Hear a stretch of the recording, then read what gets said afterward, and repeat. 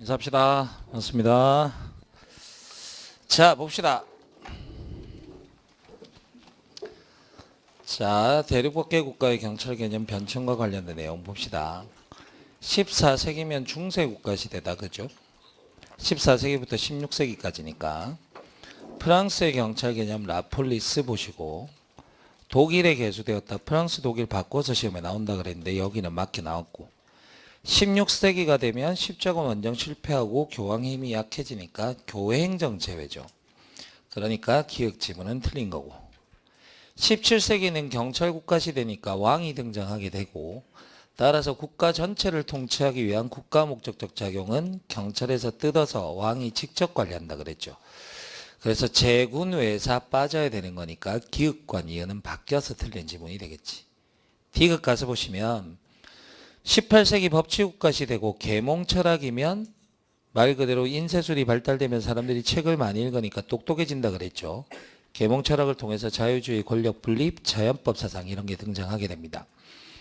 그래서 자의식이 높아지니까 쓸데없이 개입하는 거 싫다 그죠. 적극적인 복지경찰 분야는 제외, 소극적 위험 방지 분야에 한정되었다. 틱은 맞는 지문이 되겠네요. 리얼의 띠토 판결, 경찰 목적의 축소 띠토 판결은 경찰 개입 청구권을 인정한 판결이고 목적 축소의 결정적인 계기를 마련한 판결은 크로이츠베르그 판결이니까 리얼도 틀렸죠. 기억, 니은, 리얼 틀렸네요. 2번 갑시다. 기억의 고대 경찰 개념은 95% 이상 맞는 지문이라 나온다 그랬고 포인트는 세 가지밖에 없다. 라틴어인 폴리티아에서 유래됐다. 일체 정치, 가장 이상적인 헌법이니까 기억 지문은 맞는 이야기죠. 니은 가서 보시면 프랑스의 개념이 독일에 계승되었다는 거 맞고 아직까지 15세기는 교황의 힘이 약해졌던 시기가 아니잖아.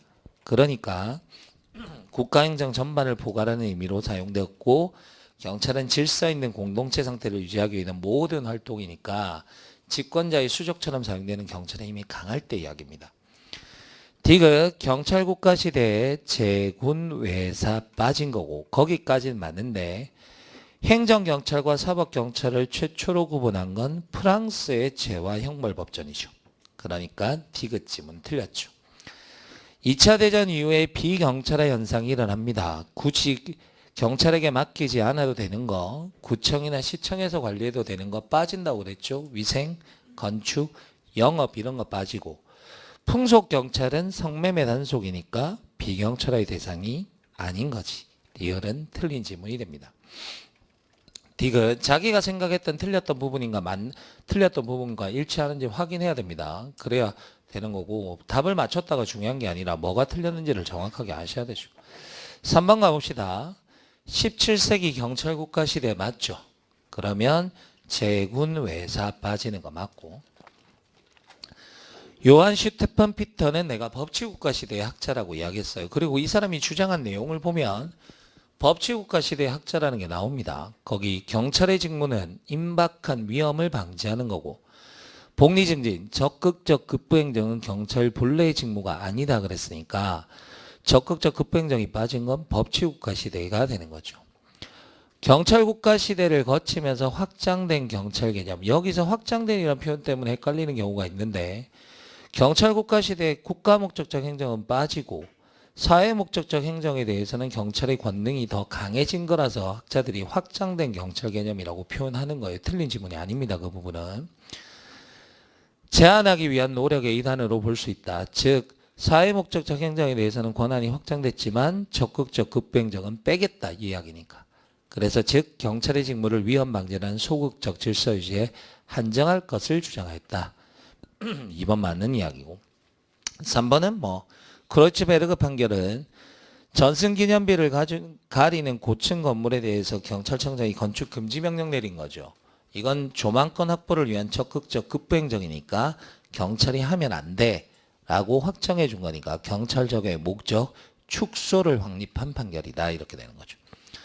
3번이 틀렸고요. 대륙법계 경찰의 업무 범위는 국정 전반에 걸친 건 고대와 중세까지고 내무행정이라 그러면 사회목적적 행정이니까 경찰국가 시대.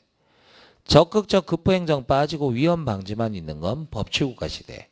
보안경찰은 2차 대전 이후 이렇게 되는 거였죠. 4번에 가서 봅시다. 경찰 개념의 형성 및 역사적 변천 과정. 다시 16세기는 중세국가의 마지막 시기. 십정은 원정 실패하고 교황의 힘이 약해진다. 교회 행정만 뜯어서 너는 교회 일만 해라 라고 빼는 거죠. 교회 행정을 제외한 이렇게 가야 되죠. 그래서 종교적인 색깔이 빠졌으니까 세속적인 개념으로 다소간 축소되었다 이렇게 되는 거죠. 베스트팔렌 조약이 경찰과 사법의 분리를 이루었던 최초의 조약이고 17세기가 되면서 이제 국가작용이 경찰 개념에서 빠졌죠. 경찰 국가시대니까 제군, 외사 이렇게 됩니다. 디귿에 가서 보시면 일방 형제 지자포합 이렇게 갈 거니까 거기 절박한 위험 방지가 나왔잖아. 그러면 프로이센 일반 난특법이 등장해야 됩니다. 프로이센 경찰행정법이 등장하면 합당한 재량에 따라서 경찰권을 행사해라. 이 말이 나와야 되니까 어울리지 않죠. 그래서 항상 이 부분에 하는 법은 키워드만 잘 연결하시면 끝나는 부분이에요. 그 다음 대륙법계 국가는 경찰이란 무엇인가에 초점을 맞추는 거죠. 경찰은 무엇을 하는가 하는 활동에 초점을 맞추는 것은 영미법계가 되는 거니까 리을도 틀린 지문이 되고 경찰 개념의 소극적 질서 위주로 제한하는 주요 법률의 순서 이거 잘 보시라고 이야기했고 일방 형제 지자포합 이렇게 가는데 크로이츠베르그 판결은 세 번째에 들어간다라고 이야기했죠. 죄와 형벌법전 다음에 들어와야 되니까 미음도 틀린 게 됩니다. 5번에 갑시다. 법치국가 시대에 관련된 법령과 연결이 똑바른 거 찾아봅시다. 1번 보시면 의무에 합당한 재량에서 합당한이라고 표현하기도 하고 적합한이라고 표현해도 맞는 이야기죠. 프합이니까 프로이센 경찰행정법이 나와야 되겠죠. 이번에 자치체 경찰은 지자니까 지방자치법전이 등장해야 되고 3번에 가서 보시면 개인의 자유와 재산, 안전을 유지하는 것을 목적으로 한다는 것은 형제니까 재와 형벌법전이 되겠지. 크로이츠베르그 판결 직무범위 소극 목적에 한정된다. 4번만 맞는 이야기가 되겠죠. 6번 갑시다. 대륙법계 국가의 경찰 개념에 관한 이야기. 경찰 개념의 형성 발달 과정에서 경찰 사무를 다른 행정관청으로 이관하는 것. 구청이나 시청으로 이관하는 거죠. 비경찰화가 되고 두 개가 쪼개지는 건 비경찰화 현상이지만 비경찰화의 대상은 협의의 행정경찰이 돼야 되죠. 그래서 틀린 지문이 됩니다. 니은 18세기 계몽철학 사람들이 똑똑해진다라고 이야기했죠. 자연법사상, 권력분립주의, 자유주의가 등장하게 되고 자의식이 높아지면 쓸데없이 법 위반 사실이 없는데 개입하는 거 싫다 그랬다. 그지? 적극적 복지경찰 분야는 제외 이렇게 돼야 되니까 니은 지문도 틀린 지문이 됩니다. 디귿 가서 보시면 프로이센 경찰행정법이니까 합당한 재량에 따라서 경찰은 필요한 조치를 해야 된다. 디귿 지문 맞는 이야기고 크로이츠베르그 판결 경찰 소극 목적의 원칙의 확립 계기가 되었다는 리을도 맞는 이야기입니다. 미음 맵 판결은 불법 수색과 불법 압수 수집한 증거 피고인에게 불리하게 사용될 수 없다. 블랑코 판결이 나오기 전에는 공무원의 행위로 인해서 손해가 발생해도 국가는 배상할 책임이 없다라고 하다가 이 판결이 나오고 난 이후부터 손해배상 책임이 있고 다만 우리와는 다르게 관할은 행정재판소라는 거. 우리의 국가배상은 민사법원이 해결하는 거지만 차이가 있다라고 이야기했죠. 따라서 기읍과 니은이 틀린 게 됩니다. 그 다음 7번 갑시다. 대륙법계와 영미법계의 경찰에 대한 내용. 대륙법계는 시민들을 피지배 계층으로 보고 경찰은 지배권자의 수족처럼 사용됐으니까 경찰과 시민과의 관계가 좋을 수가 없다. 대립적인 관계. 그게 싫어서 넘어온 게 만든 게 영미법계니까 당연히 사이가 좋을 수밖에 없고 영미법계는 자치권에 의해서 우리가 경찰을 만들어준 거니까 당연히 관계가 좋은 거죠. 친화적, 비례적, 수평적 관계라는 기역지문은 맞는 이야기가 됩니다. 대륙법계는 경찰이 무엇인가에 초점을 맞추는 거라 그랬죠. 영미법계가 경찰은 무엇을 하는가, 활동이 뭔가에 초점을 맞추는 거니까 니은 지문 틀렸고 디귿에 가서 보시면 대륙법계의 국가경찰 개념은 경찰권이라고 하는 일반 통치권적 개념을 전제로 됐죠? 맞는 이야기인데 뒤쪽에 경찰이 시민을 위해서 수행하는 기능 또는 역할을 중심으로 했던 것은 영미법계에 대한 설명이죠. 대륙법계는 시민을 피지배 계층으로 보는 거니까 권력적 작용이 주된 역할을 하고 있었잖아요. 그 다음 18세기 법치사상의 등장으로 시민권은 신장 올라갔고요. 대륙법계 국가의 경찰 개념은 우리가 역사적으로 경찰 개념이 축소했었죠. 영미법계는 초기에는 야생동물과 인디언으로부터만 보호하면 되다가 갈수록 지금의 미국과 같이 국가가 커지니까 경찰이 하는 일도 확대되게 된 거니까 동일한 과정을 경험하였다 그러면 틀린 거죠. 대륙법계는 축소, 영미법계는 확대. 8번 갑시다. 대륙법계와 영미법계의 경찰 개념의 비교에 관한 이야기. 대륙법계 국가의 경찰 개념에 따르면 시민과 경찰은 상호 협력한 게 아니죠. 대륙법계는 경찰이 지배권자의 수족이다. 당연히 시민을 피지배의 대상으로 보는 거니까 틀렸고. 영미법계 설명이죠. 앞쪽은. 뒤쪽에 시민을 경찰권의 객체라고 본다. 영미법계와 대륙법계가 서로 바뀌었기 때문에 틀린 지문이죠. 니은 대륙법계는 시민을 통치의 대상으로 보니까 권력적 수단, 명령 강제가 중요한 거고 영미법계는 됐죠? 일반 통치권을 기초해서 권력적 수단을 중요한 거고 영미법계는 우리 스스로가 경찰을 뽑고 시켜준 거니까 자치권을 기초로 하고 우리가 만들어준 경찰은 우리를 위해서 서비스를 제공하는 게 주된 목적이죠. 비권력적 수단. 대륙법계는 제군 외사 즉 국가 목적적 작용으로 빠졌기 때문에 범죄 수사가 경찰의 당연한 임무는 아닌데 영미법계는 범죄와 위해로부터 보호라는 경찰의 개념상 범죄가 당연히 범죄 수사가 경찰의 임무로 들어가는 거죠. 그래서 그림 그려드리면서 공의 색깔과 크기가 같냐 다르냐 가지고 구별했었다. 그죠? 그래서 앞뒤가 바뀐 지문이라서 틀린 지문이 됩니다. 리얼 대륙법계는 공공의 안녕과 질서유지. 국민은 별 관심 없다니까. 국민은 그냥 객체로 보는 거고. 그게 싫어서 만든 영미법계는 당연히 개인을 중요시하죠. 국민의 생명, 신체, 재산을 보호하는 것에 초점을 둔다. 기읍과 디귿이 틀렸네.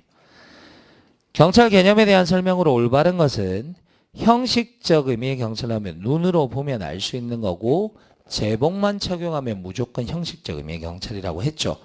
실정법상 보통 경찰기관에 분배된 임무라는 거 맞습니다. 그리고 국가마다 법이 다르기 때문에 경찰활동은 나라마다 차이가 있다. 1번 맞는 이야기. 2번 실질적 의미의 경찰 작용 우리 공일국 이렇게 갔었죠. 공공의 안녕과 질서 유지를 그리고 일반 통치권에게 의해서 국민에게 명령 강제 소극적 질서 유지가 목적이었죠. 적극적 목적이 아니라는 이야기입니다. 그 다음 실질적 의미의 경찰은 내가 사회 목적적 행정을 전제로 한다 그랬어요. 그러면 제군 외사 같은 국가 목적적 작용은 실질적 의미의 경찰의 전제 사실이 탈락되니까 형식적 의미의 경찰에만 해당하고 실질적 의미의 경찰에는 안 되는 거죠. 그죠? 그러니까 디귿짐, 3번 지문도 틀린 게 되고 4번 경찰이 아닌 다른 행정기관 구청이나 시청입니다. 절대 경찰 제복을 입을 일은 없으니까 형식적 의미의 경찰은 될 수가 없고 우리가 위생단속 나갔을 때 주된 목적은 행정처분이지만 부수적으로는 질서 유지도 한다 그랬죠. 실질적 의미의 경찰은 될 수가 있는 거지. 그래서 답은 1번이고 10번 갑시다. 형식적 의미의 경찰 제복만 입으면 됩니다. 그 활동의 성격은 볼 필요가 없어요. 눈으로 봤을 때 경찰 제복만 입으면 다 됩니다. 권력적 활동은 물론이거니와 비권력적 활동도 순찰도 경찰 제복 입고 할 수 있다. 그죠? 그러면 형식적 의미가 맞다는 이야기고 풍속경찰은 보통 경찰 성매매 단속이니까 경찰 제복 입고 나가는 것도 맞고 그리고 풍속경찰, 교통경찰, 경비경찰은 교집합에 속하는 거였죠. 실질적 의미의 경찰에도 포함이 되는 거니까 니은도 맞습니다. 이론적 학문적으로 정립된 개념은 형식적 의미의 경찰이 아니고 실질적 의미의 경찰이고 타인의 자유와 행동 제한 규제하는 작용은 경찰의 임무 규정에 포함되지 않아도 실질적 의미의 경찰에 포함되는 거니까 구청이나 시청 직원이 위생단속 나가는 것도 실질적 의미의 경찰에는 들어갈 수 있다라고 이야기했죠. 따라서 리을 지문에 보시면 일반 행정기관도 경찰 기능을 담당한다. 구청이나 시청 직원은 절대 경찰 제복을 입을 수는 없다. 따라서 형식적 의미의 경찰 개념은 안 되고 실질적 의미의 경찰에만 들어가는 거니까 리을도 틀린 지문이 되겠죠. 11번 갑시다. 실질적 의미의 경찰에 관한 이야기. 공공의 안녕과 질서 유지, 일반 통치권에 근거해서 국민에게 명령 강제하는 거다. 학문적 개념이라고 이야기했죠. 실무상 개념 아니고 실정법상 개념도 아니라고 이야기했었다. 그죠? 기억지문 틀린 게 되겠죠. 니은 형식적 의미의 경찰과 실질적 의미의 경찰 벤 다이어그램 그려드렸고 서로를 포함한다거나 정반대의 개념이 아니고 별개의 개념이고 교집합은 생길 수가 있다. 교통, 경비, 풍속 경찰 같은 거 말하는 거니까 니은은 맞습니다. 서비스 활동은 순찰 말하는 거죠. 경찰 제복 입고 할 수 있으니까 형식적 의미의 경찰은 맞는데 명령 강제가 아니니까 실질적 의미의 경찰은 안 된다라고 이야기했고 사법경찰은 수사고 간첩 잡는 거 정보경찰 전부 다 국가 목적적 작용이니까 실질적 의미의 경찰의 전제사실 탈락. 제복 입고 할 수 있으니까 형식적 의미의 경찰만 가능하다 그랬죠. 그래서 틀린 지문이 됩니다. 12번 갑시다. 형식적 의미의 경찰과 실질적 의미의 경찰에 관한 내용. 실정법상 보통 경찰기관에 분배되어 있는 임무는 형식적 의미의 경찰. 본질적으로 타인의 자유와 행동을 제한하고 규제한다는 성질에 초점을 맞추는 건 실질적 의미의 경찰이니까 앞뒤가 바꿔서 틀린 거죠. 니은 형식적 의미의 경찰은 경찰 제복만 입으면 되니까 권력적 작용이건 비권력적 작용이건 그런 건 중요치 않다고요. 성질을 보는 게 아니죠. 그래서 형식적 의미의 경찰 개념에는 권력적 작용도 포함되고 비권력적 작용도 다 포함되니까 니은은 틀린 지문이 되겠지.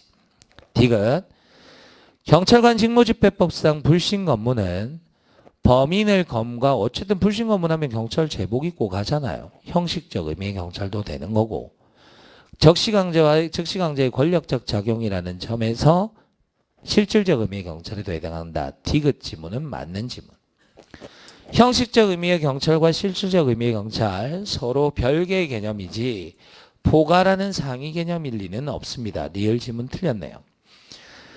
경찰의 사법경찰활동과 정보경찰활동 국가 목적적 작용이니까 형식적 의미의 경찰은 될 수 있어도 실질적 의미의 경찰은 전제사실 탈락이죠. 그래서 미음 지문도 틀렸고 업무의 독자성을 기준으로 판단하는 거 협의의 행정경찰과 보안경찰로 다시 구분이 되게 됩니다. 그런데 거기 비읍의 앞쪽에 보면 실질적 의미의 경찰 개념이라고 나와 있죠. 만약에 여기가 형식적 의미라고 나오면 틀린 지문이에요. 왜냐하면 협의의 행정경찰은 형식적 의미의 경찰에 안 들어가잖아요. 그래서 뒤쪽에서 하겠지만 우리 질서경찰과 봉사경찰을 나눌 때 서비스는 형식적 의미만 경찰에 해당하니까 질서경찰과 봉사경찰을 나누는 건 형식적 의미의 경찰을 전제로 하는 거고 여기는 실질적 의미의 경찰을 전제로 해서 두 가지를 구별하게 됩니다. 그것도 알아두시고 13번 가봅시다.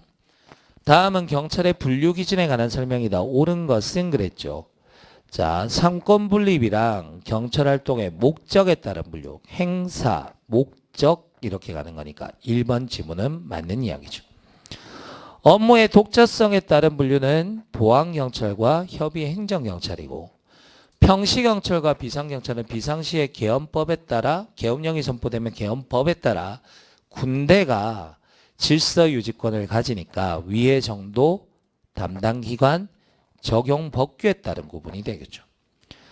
경찰권 발동 시점에 따른 부분은 예진시 가야 되니까 예방경찰과 진압경찰 되는 거고 뒤쪽에 보안경찰과 협의 행정경찰을 구분하는 건 업무의 독자성이라고 이야기했죠. 4번에 경찰 활동의 질과 내용에 따른 분류는 내가 질질봉 그랬잖아요.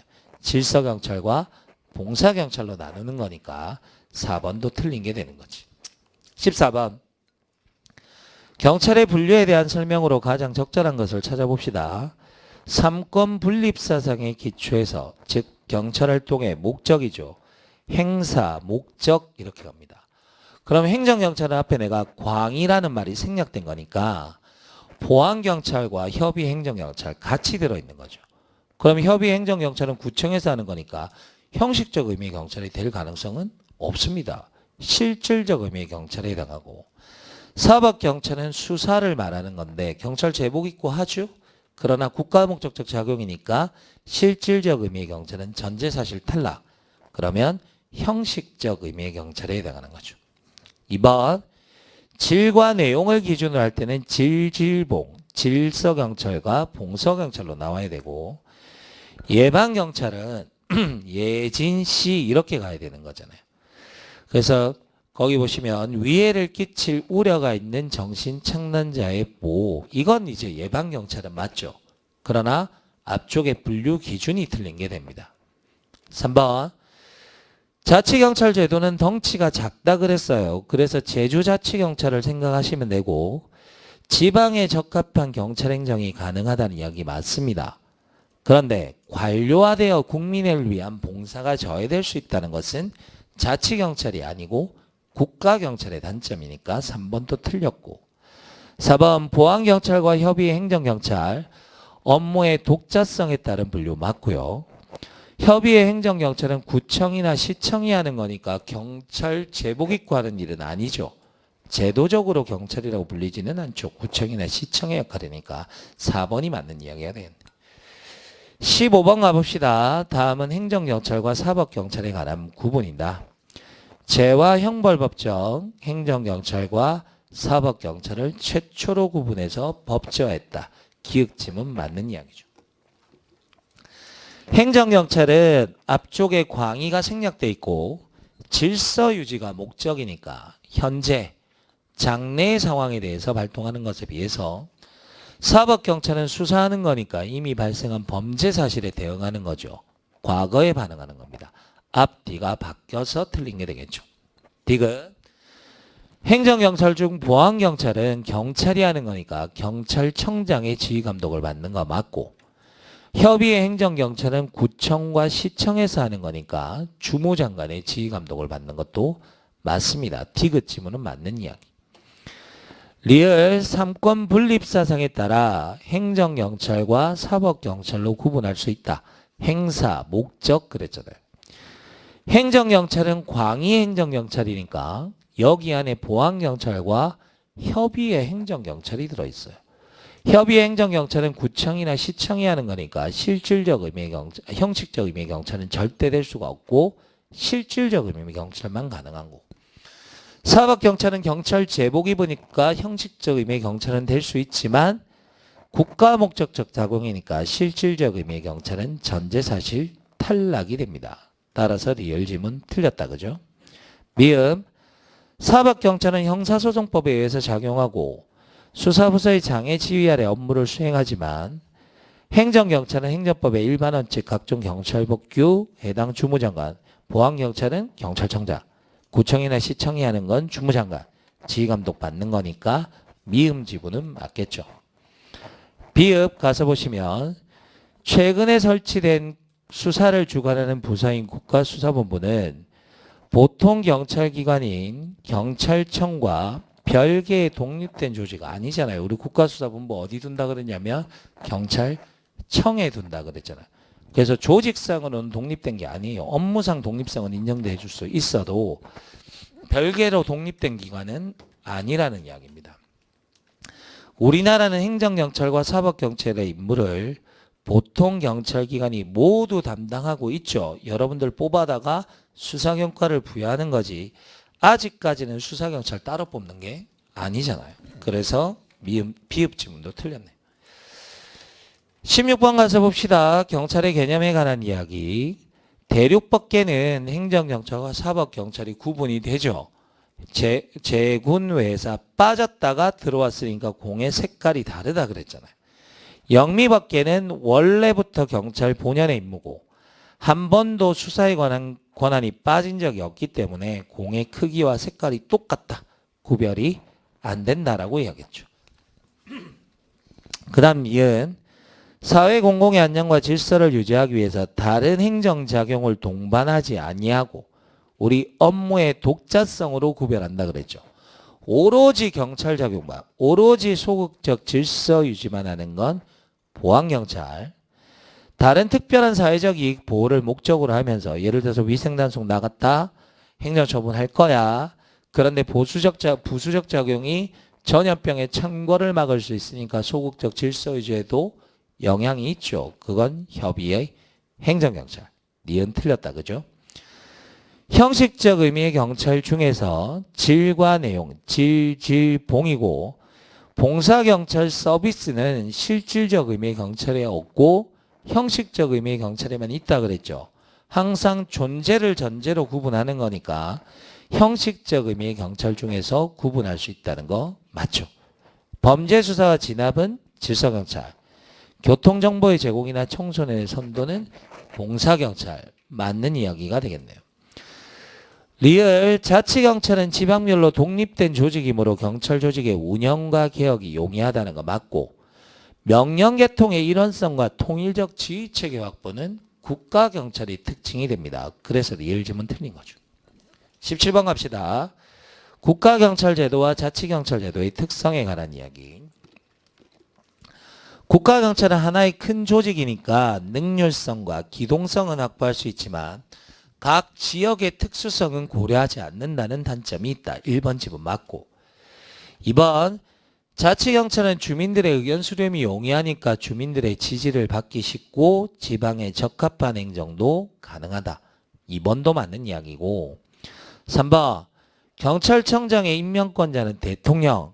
따라서 대통령이 경찰 본연의 임무에서 벗어난 걸 지시해도 거절하기가 좀 애매합니다. 국가경찰의 단점이니까 3번 틀렸고 4번 자치경찰은 지방별로 독립된 조직인데 덩치가 작으니까 조직 운영이라든가 개혁이 용이하겠죠. 그래서 4번 지문은 맞는 이야기가 되겠죠. 18번 갑시다. 경찰의 임무에 대한 설명으로 올바른 것은 그렇게 돼 있죠. 국자법, 생범, 경위, 교외, 공 이렇게 갈 겁니다. 1호는 국민의 생명, 신체, 재산 보호고 5호의 치안 정보는 옛날에 법이 바뀌기 전의 표현이고요. 지금은 공공안녕에 대한 위험의 예방과 대응을 위한 정보 이렇게 돼야 되죠. 공공안녕에 대한 위험의 예방과 대응을 위한 정보. 그 다음 소극적 안녕과 질서 유지가 경찰의 임무고 적극적 공공복지의 증진, 적극적 급부행정은 법치국가 시대에 빠졌던 개념이잖아요. 그러니까 경찰의 임무에 포함되지 않는다. 이렇게 되겠죠. 3번 경찰의 직무 범위에는 원래 조직법에서 일하는 범위는 사물관할인 게 맞죠. 우리나라의 경우에는 조직법이 생기기 전에 경직법이 먼저 생기는 바람에 생범, 경위, 교외공이 어쩔 수 없이 양쪽에 다 들어있죠. 모두 규정하고 있다는 특징이 있다. 3번 맞네요. 우리나라가 빠졌던 사법경찰 범죄수사가 경찰의 임무에 들어온 건 영미법계에 영향이 되는 거니까 4번이 틀린 지문이 되겠지. 19번 갑시다.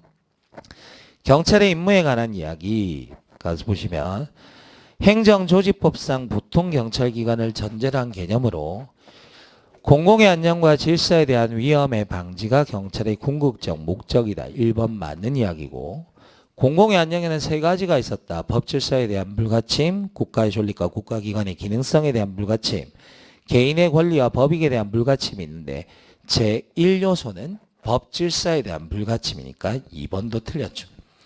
3번 공공의 안녕은 국가의 존립과 국가기관의 기능성에 관한 이야기가 집단적 개념도 있고 개인의 권리와 법익도 보호해야 되니까 개인적인 개념도 있는 이중적 개념이다. 맞는 이야기죠. 그런데 양자를 균형 있게 고려하는 감각이 필요한데 이거 내가 중요하다고 이야기했죠. 공공의 안녕이 상위 개념이고 개인의 권리와 법익 안에 국민의 생명, 신체, 재산 모두 들어있으니까 공공의 안녕이 더 상위 개념이 되는 거죠. 3번 틀린 게 됩니다. 4번 경찰은 사회공공과 관련해서 국가의 존립을 보호할 필요가 있고 국회, 정부, 법원, 지방자치단체 등 국가의 기관의 기능성을 보호해야 되고 다른 건 다 경찰권의 발동 시기와 범위를 줄이거나 늦추지만 국가와 관련해서는 가벌성의 범위에 이르지 않았더라도 먼저 경찰권을 발동한다고 이야기했다. 그죠? 국가보안법에서의 예비 음모를 처벌하는 것 등을 설명했습니다. 그러니까 4번은 틀린 질문이 되죠. 할 수 있다. 이렇게 돼야 맞는 이야기죠. 공공의 안녕에 대한 설명 중 올바르지 않은 것은 공법규범에 관한 침해. 공법규범이 대표적인 게 형법이라고 이야기를 했습니다. A가 B를 칼로 찔렀다. 당연히 공공의 안녕에 대한 위험으로 취급되고 범죄 구성 요건에도 해당하게 되니까 경찰의 개입이 허용이 된다라는 이야기죠. 사법적 질서는 경찰은 개입하면 안 되죠. 민사개입 금지의 원칙은 경찰 공공의 원칙이지 공적인 영역에만 개입해라. 사적인 영역에는 개입하지 마라. 이런 이야기니까 2번은 틀린 질문이 되죠. 3번 사법규범의 위반. 돈을 빌려줬는데 안 갚는다. 돈 줬는데 토지를 안 준다. 이런 거에 경찰은 개입하지 않는 게 원칙인데 위협하거나 때리려고 하면서 협박하더라. 이런 경우에 경찰이 도와주지 않으면 법을 실현시키는 것이 무효화되거나 사실상 어려워질 경우에만 경찰이 개입할 수 있다. 3번 맞는 이야기고 4번은 방금 설명했던 거니까 넘어가시면 됩니다. 21번 갑시다. 사회 공공질서에 대한 위험의 방지. 자, 공공질서는 불문규범이죠. 내가 상식과 도리라고 이야기했잖아. 그래서 성문규범의 총체가 아니라 불문규범의 총체죠. 성문규범의 총체는 공공의 안녕을 말하는 거. 공공질서도 역시나 불문법이기 때문에 지켜야 하지만 가장 치명적인 단점이 명확성이 떨어져서 인권 침해 우려가 있다는 겁니다. 공공질서 중에 중요한 것들은 법적 전면규범화 또는 성문화 경향에 따라 공공의 안녕으로 만들고 아무리 다 만들어도 공공질서에 남아있는 개념도 있지만 되도록이면 축소해서 적용하는 것이 맞죠. 그래서 이유는 틀린 지문이 됩니다. 디귿 공공질서는 도리고 상식인데 이건 시대에 따라 변하는 상대적 유동적 개념입니다. 공공질서의 개념과 관련해서 경찰 개입 여부는 자유재량은 없다니까 의무에 합당한 재량이 돼야 되겠죠. 리을 되도록이면 공공질서의 명확성이 떨어지니까 적용 범위를 축소하는데 예외적으로 확대 적용이 필요한 경우도 있다. 이때는 인권 침해 우려가 있으니까 아주 기준을 엄격하게 잡으라 그랬죠. 엄격한 합헌성과 제한적 사용을 요구한다. 리을이 맞는 지문이겠네. 22번 갑시다. 공공의 안녕과 질서에 대한 위험의 방지. 다시 한번. 공공의 안녕을 위해 경찰은 인간의 존엄성, 명예, 개인적 법익도 보호해야 되고 사유재산적 가치도 보호해야 되고 지적 재산권도 보호된다라고 얘기했죠. 무형적 권리도 당연히 보호해야 됩니다. 근거조항에 근거한 권력적 활동은 즉 권력적 경찰 활동은 명령강제니까 당연히 조직법적 규정에도 포함되어 있어야 되지만 하는 방식도 정해져 있어야 되죠. 그리고 근거가 있어야만 가능합니다. 구체적 위험을 제거하기 위한 경우에만 가능하며 그러면 칼을 들고 어떤 사람이 누군가를 찔렀다 라는 구체적 위험이 발생해야 권력적 활동이 가능한 거고 칼을 들고 학원에서 돌아다니기만 했다. 아저씨 이리 오세요 나갑시다 라고 비권력적 활동이 가능해지게 됩니다. 물론 비권력적 활동도 경찰이 할 수 있는 일만 해야 되는 거니까 조직규범 범위 내에서 이루어지는 이렇게 되는 거죠. 그래서 경찰의 개입은 추상적 위험 단계부터 가능하다라고 이야기했죠.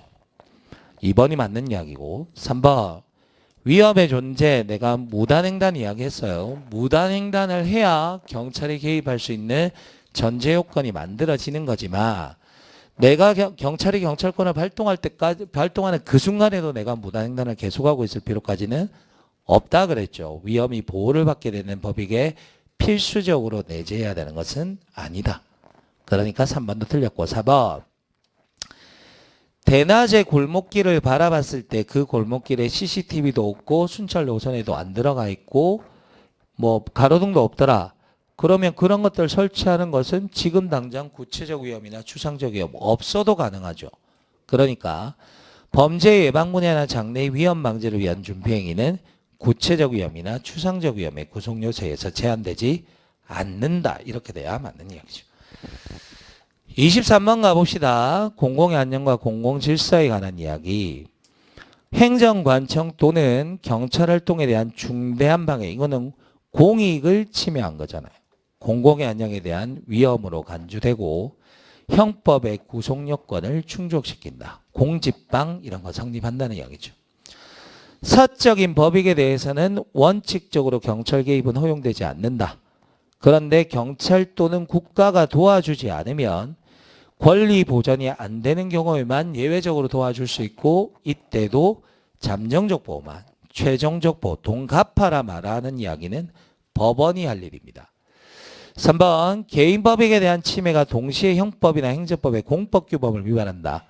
내가 대규모 토지 분양 사기 이야기했어요. 각각의 가해자와 피해자와의 관계는 민법적 관계겠지만 피해자가 수없이 많으면 대한민국의 경제 질서를 침해하게 되니까 공공의 안녕 질서 침해하는 거죠.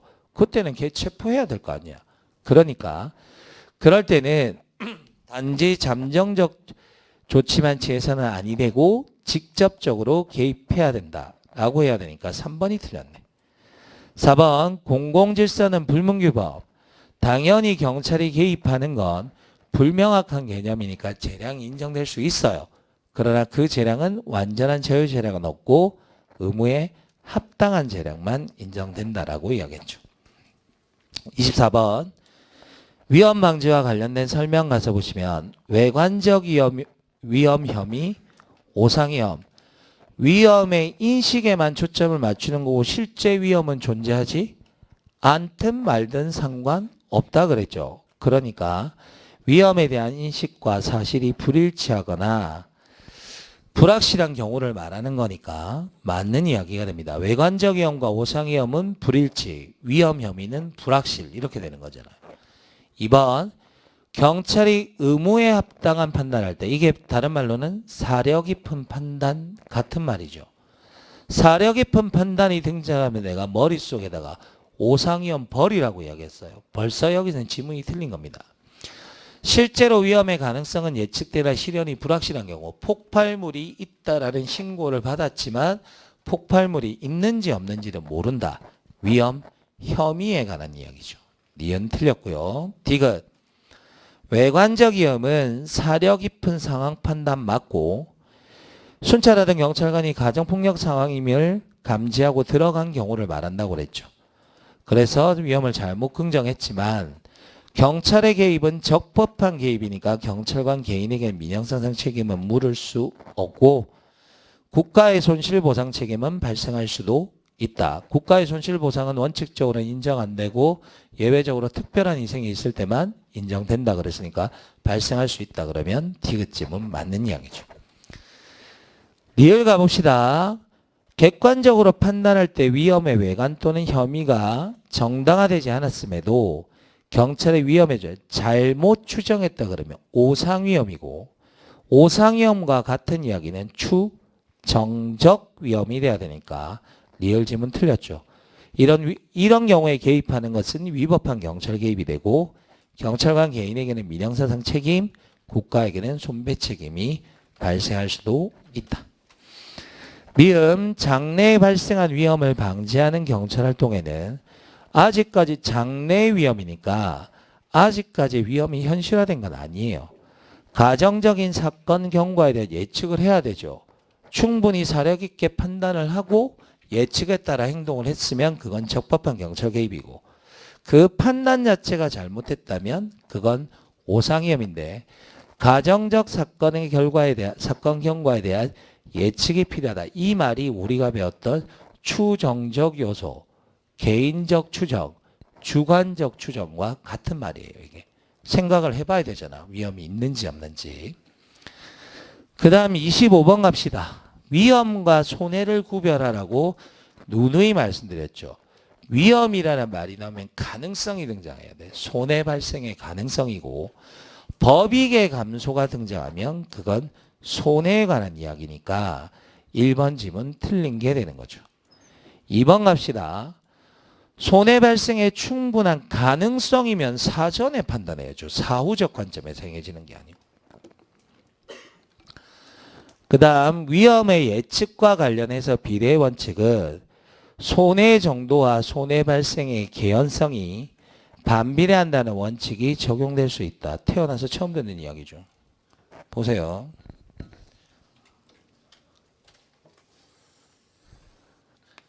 위험이 이렇게 있죠. 이 위험이 바로 뭐냐면 손해 발생의 가능성이라고요.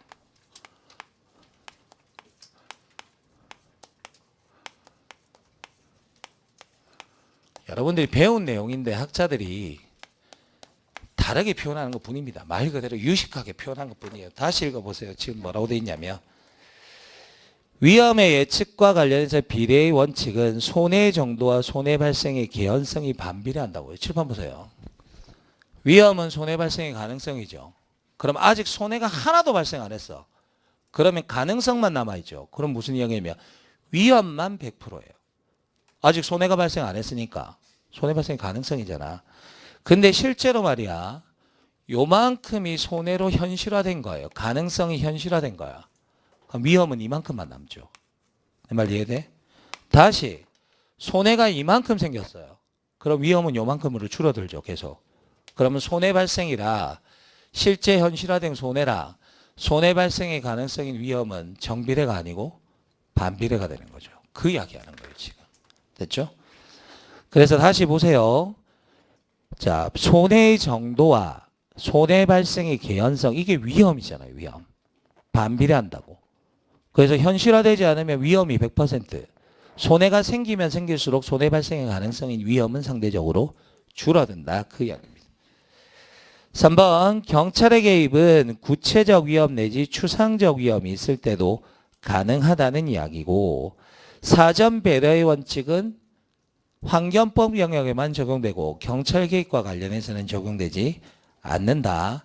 4번은 아까 했던 질문이죠. 범죄 예방이나 장래 위험 방지는 구체적 위험이나 추상적 위험의 구성 요소에 의해서 제한되지 않는다 그랬잖아요. 26번 가서 봅시다. 위험에 대한 설명의 옳고 그름을 올바르게 나타낸 것은 그랬죠. 구체적인 위험은 칼을 들고 누구를 찌르거나 찌르기 직전의 상태입니다. 가까운 장래에 손해 발생 가능성이 존재하는 경우, 위험이 실제로 존재하는 경우를 말하는 거고 근거조항에 근한 권력적 활동은 구체적 위험을 제거하기 위한 경우에만 가능하다. 아까 이야기했죠. 어려운 지문이라서 한 번 더 실어놓은 겁니다. 조직규범 내에서 이루어진 비권력적 활동 아저씨 나갑시다 라고 이야기하는 건 추상적 위협을 방지하기 위한 경우도 가능한 거니까 니은은 틀렸지만 디귿 지문은 맞는 거죠. 경찰에 있어 위험의 개념은 주관적 추정을 포함한다 그랬죠. 그런데 외관적 위험과 위험 혐의는 정당한 개입이고 오상 위험은 잘못된 개입이란 이야기는 객관화의 정도의 차이입니다. 어느 정도 객관성이 있으면 정당한 개입이고 누가 봐도 경찰관 혼자만 잘못 생각하는 거라면 잘못된 개입이 되는 거죠.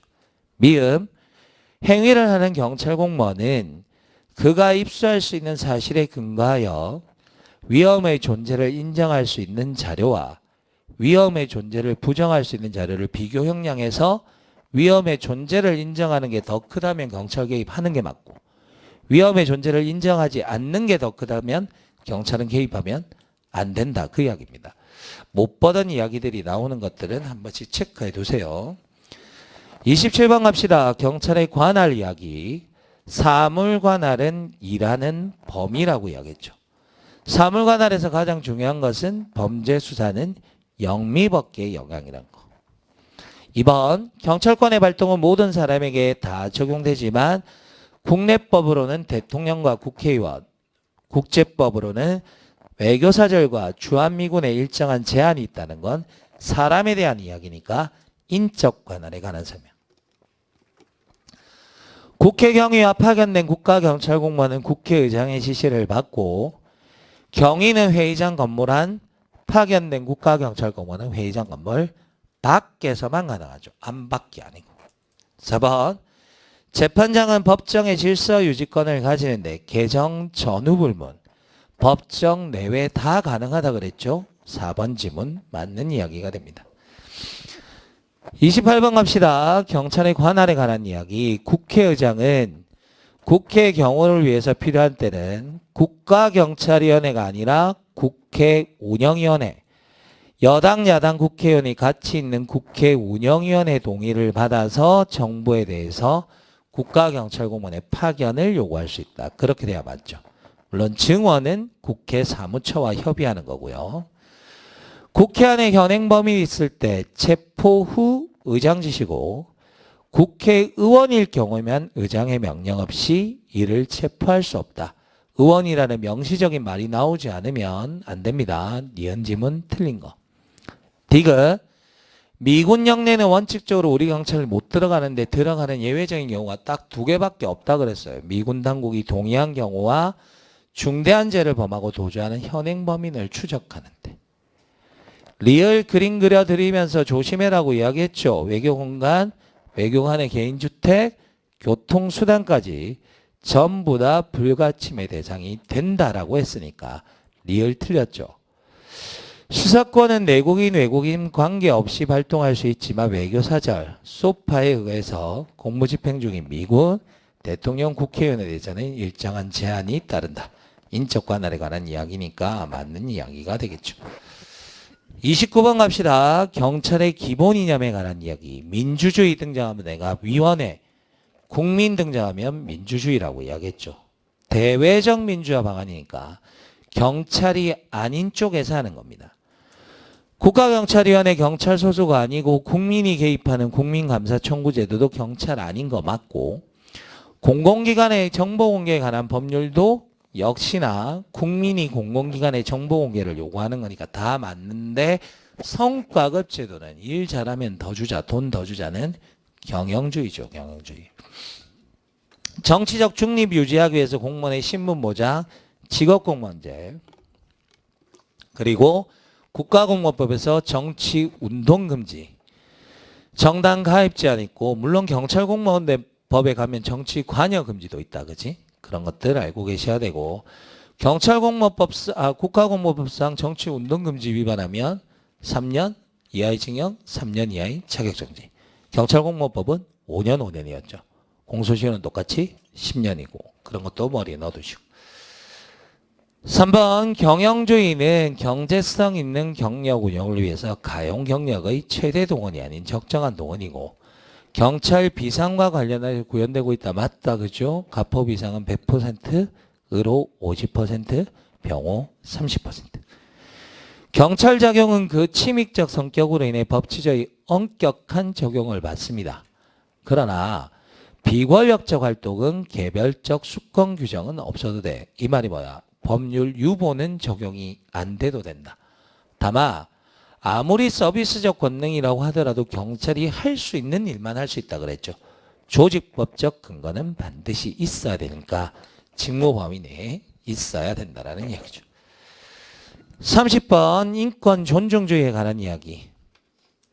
인권은 사람이면 누구나 가질 수 있는 권리입니다. 인권 존중주의 국자법에 명문 규정이 있다 그랬죠. 그래서 내가 명문 규정이 있지만 없다라고 틀리게 물어보는 지문들이 인권 존중주의, 비례원칙 경지법 1조에 양해 있고 정치범 불인도의 원칙도 역시나 범죄인도법에 있는데 자꾸만 없잖아 이렇게 물어본다 그랬죠. 인권 존중주의는 경찰의 이념 중 피의자 등을 대면하는 수사경찰에 가장 요구되는 이념이다라는 것도 맞고 형소법이 임의 수사를 원칙으로 하는 것도 피의자의 인권을 존중하는 거고 당연히 여러 개의 수단을 선택할 수 있다. 인권 침해가 가장 낮은 수단을 선택하라는 것은 비례 원칙 이야기할 때 최소 침해 원칙과 맞닿아 있는 이야기잖아요. 31번 갑시다. 인권이란 인간이 인간이기 때문에 당연히 누리는 생내적 천부적 권리, 하늘에서 올 때, 태어나서 올 때 하늘이 부여한 권리니까 국가나 헌법의 존재를 전제로 하지 않고 인간이면 당연히 누리는 권리고, 기본권은 국가와 헌법의 존재를 전제로 해서 헌법이 보장하는 권리, 기획지문 맞습니다. 니은 인권은 법률 및 관습의 정당성을 판단하는 기준이 되고 국가 권력도 제한한다 그랬죠. 비가 오지 않는다고 살아있는 사람을 제물로 바치는 건 법률과 관습의 정당성도 인정되지 않고 국가 권력도 그런 식으로 발현되면 안 된다는 이야기입니다. 디귿 불가분성과 상호의존성 구별하라고 이야기했죠. 불가분성은 내가 가진 인권 중에 하나라도 보호가 되지 않으면 그 인권은 보호되는 게 아니다. 내가 여러분 중 한 명 데려가서 우리 집에서 해줄 거 다 해주지만 귀가를 못하게 하면 인권이 보호되는 거 아니라 그랬죠. 상호의존성은 내 인권을 보호하기 위해서 남의 인권을 무조건적으로 침해하면 되는 건 아니다. 서로 조금씩 양보해야 된다라는 이야기니까 디귿은 상호의존성이 돼야 맞는 이야기죠. 그 다음 경찰 인권보호규칙에서 규정된 인권 침해란 우리가 다루고자 하는 건 경찰이 직무를 수행하는 과정에서 인권을 침해한 걸 다루는 거지 그냥 자기의 개인 생활에서 인권 침해를 한 것은 우리가 다룰 이야기는 아니라고 이야기했죠. 그래서 리을도 틀렸습니다. 직무 수행하는 과정에서 이렇게 돼야 되겠죠. 국가인권위원회법에서 인권이라 함은 헌법 및 법률이 보장하거나 대한민국이 가입 비준한 국제인권조약 국제관습법이 인정하는 인간으로서의 존엄과 가치 자유와 권리 맞습니다. 32번 갑시다. 요건 내가 얘를 잘 구별하라고 그랬는데 경제적, 사회적, 문화적 권리는 먹고 사는 권리고 그 다음에 거기 그 먹고 사는 권리는 밑에 나와 있죠. 거기 보시면 의식주의 보장, 노동조건의 보장 이런 것들은 경제적, 사회적 권리에 들어가는 거죠. 그 다음에 나의 목소리를 낼 수 있는 권리들이 있죠. 그건 시민적, 정치적 권리가 돼야 되는 거죠. 사상과 양심의 자유, 참정권의 보장, 의견 표명과 언론의 자유, 집회와 결사의 자유. 1번은 시민적, 정치적 권리가 돼야 되고 2번은 경제적, 사회적, 문화적 권리가 돼야 되고 됐죠? 그 다음에 3번에 가서 보시면 80년대는 전두환 정권입니다. 민주운동이 막 일어날 때 학생들 고문해서 죽였잖아요. 인권보다는 사회 안정을 우선시했고 90년대는 국민의 인권의식은 향상됐지만 인권경찰의 만족도를 미흡하였다. 3번이 맞는 이야기네요. 모든 경찰관의 인권 마인드 제고 등을 추진한 것은 2010년대입니다. 2010년대. 그래서 33번에 가서 보시면 경찰 인권실책 흐름에 대한 핵심적 내용입니다. 수업할 때도 내가 끄어준 것만 보라 그랬죠. 요것만 보시면 됩니다. 국민의 인권의식 향상에 비해 인권경찰의 만족도가 미흡한 건 90년대고 인권 그런 건 모르겠고 검거율만 높으면 된다는 건 전통적 경찰활동이니까 70년대 이전. 그 다음 인권 수호의지를 재차 확인했던 건 2010년대. 아까 했던 것처럼 보호보다 사회 안정을 우선한 건 80년대. 인권 중심의 직무 패러다임의 전환이 시급했다는 게 2000년대니까 그 정도 순서 나열할 수 있을 정도면 됩니다. 34번 갑시다. 경찰 인권보호규칙상 경찰청 및 시도경찰청 인권위원회. 기획 지문 가서 보시면 첫 번째 뭐 틀린 곳이 여러 군데 나온다 그죠? 첫 번째 여기는 자문기관이죠. 의결기관이 아니고. 그리고 경찰청과 시도경찰청에만 인권위원회가 있고 경찰서에는 없습니다. 그래서 기획 지문은 틀렸죠.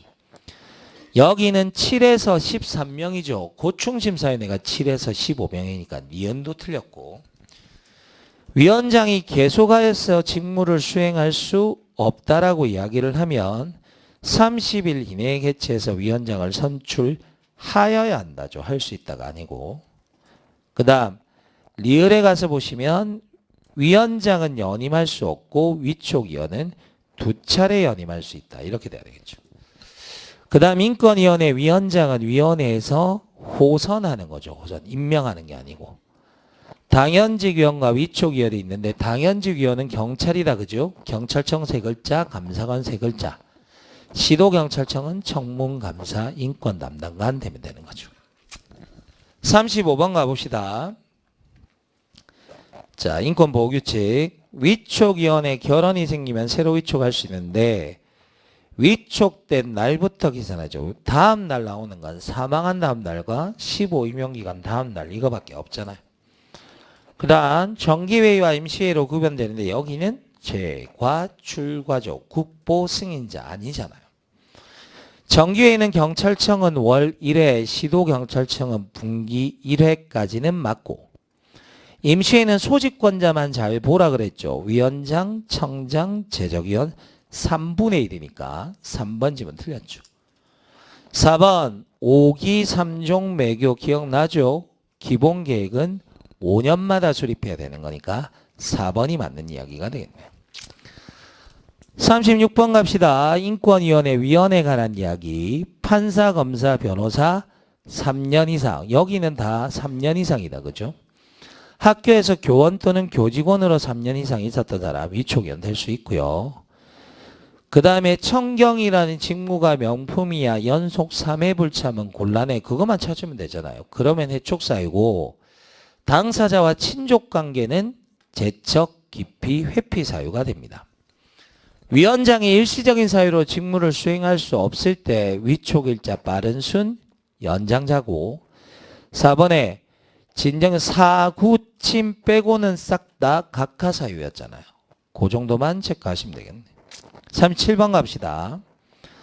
5기 3종 매교니까 인권교육 종합계획은 3년 단위로 수립해야 됩니다. 누가? 경찰청장이. 그러면 경찰관서의장은 매년 인권교육계획을 수립해서 시행해야 되는 거니까 니은 틀린 거고 인권 침해를 예방하고 인권 영향평가를 실시해야 된다라는 것은 행안부 장관이 아니고 경찰청장이 돼야 맞겠죠. 리얼에 가서 보시면 인권보호 담당관 반기 1회 이상 인권 영향평가 이행 여부 점검해야 되고요. 미음의 인권보호 담당관은 연 1회 이상 인권 침해적 요소를 진단해야 된다. 미음 맞는 이야기죠. 그 다음에 비읍 보세요. 경찰청장은 재개정하려는 법령 및 행정규칙에 대하여 해당 안건을 국가경찰위원회에 상정하기 60일 이전 동그라미였어요. 인권 영향평가 실시하는 건 60일 이전까지 하는 겁니다. 인권침해 조사 담당자는 사건이 종결되어 더 이상 보관할 필요가 없으며 제출자가 요구하든 요구하지 않든 받아낼 수 있습니다. 그러니까 비읍 지문도 틀린 게 되겠네요. 38번 갑시다. 인권위원회에 관한 이야기. 자, 1번 가서 보시면 사구침 이렇게 가는 경우만 기각사유고 명백히 사실이 아니거나 이유가 없다고 인정되는 경우라든가 법원에서나 헌법재판소의 재판 수사기관에서 이미 확정이 된 거야. 그러면 각하사유죠. 2번도 역시나 마찬가지입니다. 진정이 익명이나 가명으로 제출된 경우는 이건 각하사유가 되는 거고 3번에 가서 보시면 따로 진정 내용이 이미 피해 회복이 이루 따로 구제 조치가 필요하지 않다. 사구침이니까 기각사유가 되겠지. 그 다음에 경찰청장은 법 집행 과정에서 사망 또는 중상의 그 밖의 사유로 중대한 인거죄 의심이 있으면 진상조사단은 구성할 수 있다. 이렇게 돼야 맞는 이야기가 됩니다. 39번 진상조사단에 관한 이야기 가봅시다. 경찰청 차장 직속이란 건 맞고 단장은 경무관급이죠. 그러니까 기억 틀렸고 니은 팀장은 총경급이 돼야 되니까 니은도 틀렸죠. 팀원 수는 단장이 정한다 해야 되니까 디귿도 틀린 지문. 인권 분야 전문가 인력 풀을 만들어 놓고 거기에는 박사학위, 판사 검사 3년 이상, 전문성이 있다고 인정되는 사람, 리을은 맞는 이야기고 미음의 진상조사단은 2개월 이내에 조사를 완료해야 되죠. 물론 발표하기 전에 국가경찰위원회와 경찰청 인권위원회 보고하고 의견을 들어야 된다. 미음은 맞겠네. 미음 뒷부분은 맞겠네요. 앞쪽이 틀렸죠. 40번 갑시다. 인권교육 시기 및 이수 시간에 관한 이야기. 신규 예정, 임용 예정은 5시간 이상. 경찰관사의 장은 그거보다 좀 더 많다 그랬죠? 6시간. 교육훈련기간에 입교하면 1시간 이상이고 인권 강사 경찰관은 40시간 이상이 됩니다. 됐죠? 잠깐만 쉬었다 합시다.